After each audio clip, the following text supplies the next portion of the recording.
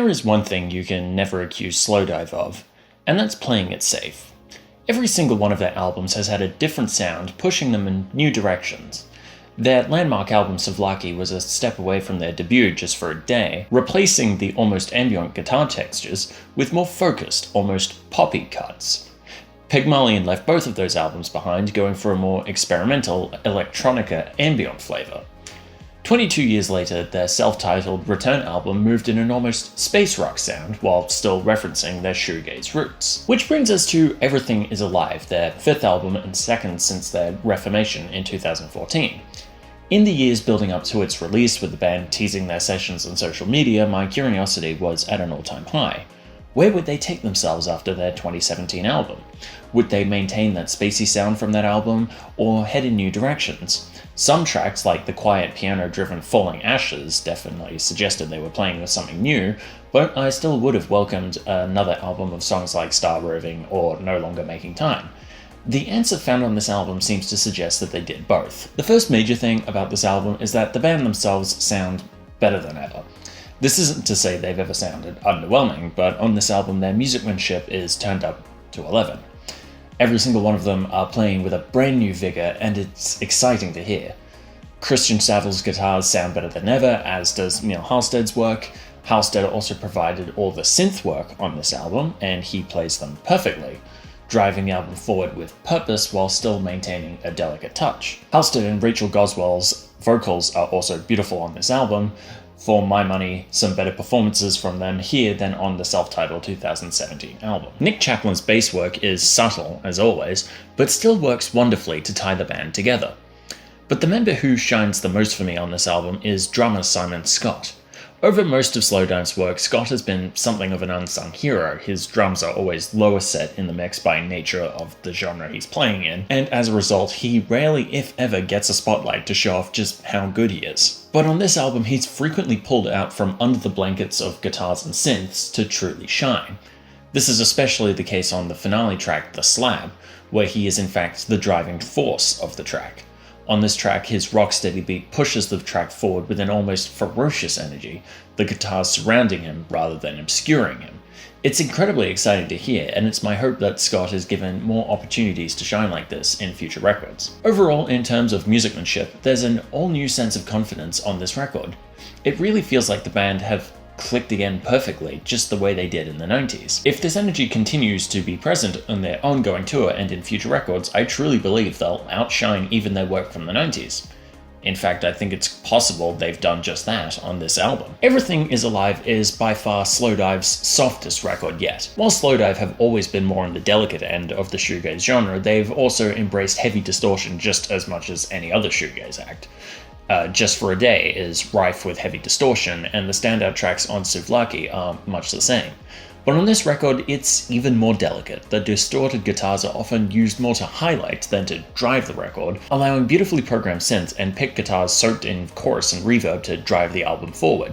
It's a delicate approach to the genre, but the atmosphere it conjures up is still undeniably Slowdive.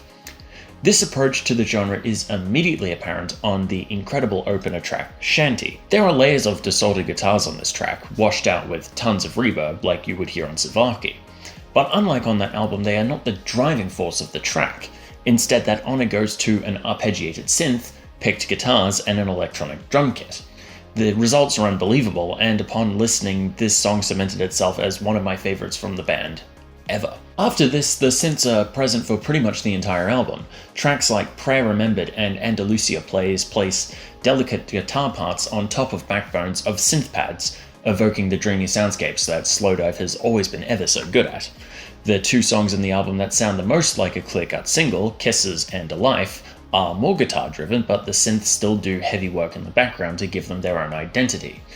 This is especially the case on A Life, which, like Shanty, uses an arpeggiated synth to keep the track moving forward. And the penultimate track, Chained to a Cloud, is almost entirely synth-driven, far more resembling a track from Beach House than it does a Slowdive song. In this way, this album represents an exciting evolution for Slowdive. They have flirted with synth use before on the criminally overlooked Pygmalion, but it seems that album's comparative lack of success pushed them in a different direction, so when they returned for the self-titled comeback in 2017, those ideas were all but ditched. So to hear those synth experiments return on this album, perfectly married to their usual shoegaze dream pop style, was incredibly exciting. However, there are occasions where the synths take a backseat or are absent entirely.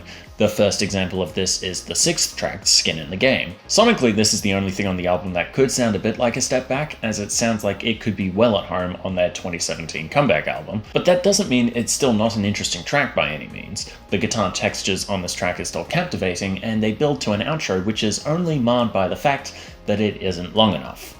I will come back to this point in a moment. The other purely guitar-driven... It's midnight. The other purely guitar-driven track on this album is the finale, The Slab, one of the standouts on this album by far for me. In a way, it reminds me of Falling Ashes from the 2017 album, not in tone, but in its placement on the record. On the self-titled comeback record, Falling Ashes was a fascinating finale in that its piano-driven ambience was a curious change of tone from the rest of the album, an almost space rock shoegaze affair. The Slab is much the same in that respect. Instead of the synthy textures and delicate arrangements, The Slab is an entirely different beast, a dense track filled with impenetrable guitar layers and driven forward by Scott's fast-paced drumming. It's almost nothing like the rest of the album, but like Falling Ashes, despite its vast sonic difference, it still feels like it belongs here. In fact, it's almost the perfect ending for this record. The past couple of songs have been rather delicate, so ending the album on a comparatively explosive track means that it sticks in the mind, and like Falling Ashes, hints at what the band could do next. I say almost perfect ending because The Slab also represents one of my only complaints about the album. A lot of the songs aren't long enough. As mentioned earlier, the outro of Skin in the Game feels like it's meant to be a couple of bars longer, but to me that's not the worst of it. More than once on this album does a song end on a hurried fade out, leaving the listener wanting more. A Life and The Slab both do this, and it leaves me a tiny bit bummed out. It's not really the end of the world in terms of my enjoyment of the album, but I do wish some of these songs had been a little longer. The album is only 42 minutes long after all. It wouldn't have dragged the album out too much to extend The Slab and Skin of the Game a couple of bars at least. That said though, I feel like if my chief complaint about an album is I want more of it, I think it's still doing something pretty damn good. As I said, this doesn't ruin my enjoyment of the album. Overall, this is still a hugely exciting and incredible release from one of my favorite bands of all time. I've been listening to songs from this record on repeat as I've typed this out, and I am yet to tire of any of them. Much though I am in love with their 2017 comeback album, I had worried in the build-up to Everything Is Alive that it would just be self-titled Part 2. The fact that this is not the case, and that this is their most focused album in ages, brings me a lot of joy, and I am only growing more excited to hear what they do next. This is a beautiful record, and if you've not heard it yet, I highly recommend you get to do that at your earliest possible convenience.